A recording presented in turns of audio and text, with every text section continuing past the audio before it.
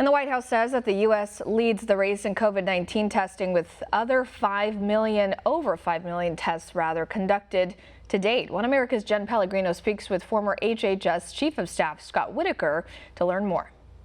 We're here with Scott Whitaker, CEO of AdvaMed. Scott, thanks so much for taking time to join us. Yeah, Jen, happy to be with you again. Scott, you've been doing some work in regards to testing. Wanted to read it. The president had tweeted last night. He said the only reason the U.S. has reported 1 million cases of coronavirus is because our testing is better than any other country in the world. He said other countries are way behind. Where do we stand on testing right now?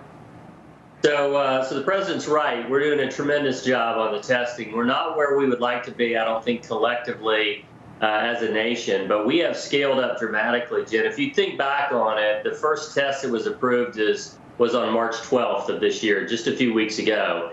And since that time, we've scaled up so much that we've tested over 5 million people, and we're on track to test millions per week going forward. So the progress we've made is quite remarkable. There's more work to be done, there's more tests to do, but we're really pleased where we are as an industry. And there's no question that testing is obviously critical as we do get back to reopening.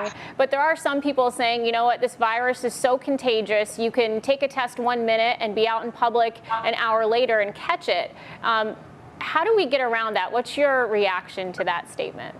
So I think that is theoretically true. I think what testing does do, though, is it shows you on the front end, the diagnostic testing, whether you have the disease at the present time. And if there is an individual who does, then you can isolate them and protect the population from the person who has that. I think the more encouraging and more definite testing piece will be on the back end when we have more on the serology side, which will tell us what your immunity level is to reinfection or getting the disease spread around the nation. And so getting the serology tests done and getting them done right is the second prong to getting this testing system set up and established the way we'd like it to be. And Scott, you've been working closely with the task force, having conversations about testing. Where do we go from here? What does it look like in the coming months?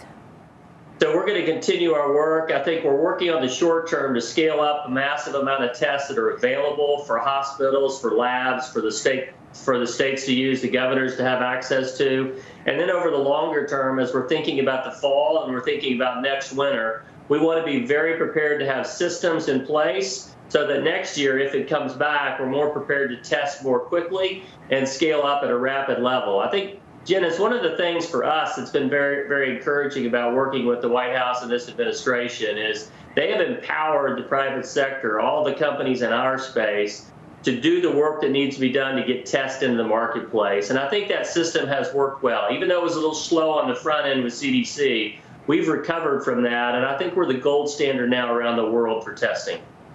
Well, that is some reassuring news, Scott. Thanks so much for taking time to join us. Scott Whitaker with AdvaMed. Want to see more videos like this?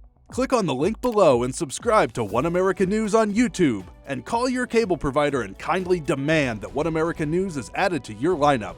Call and subscribe today.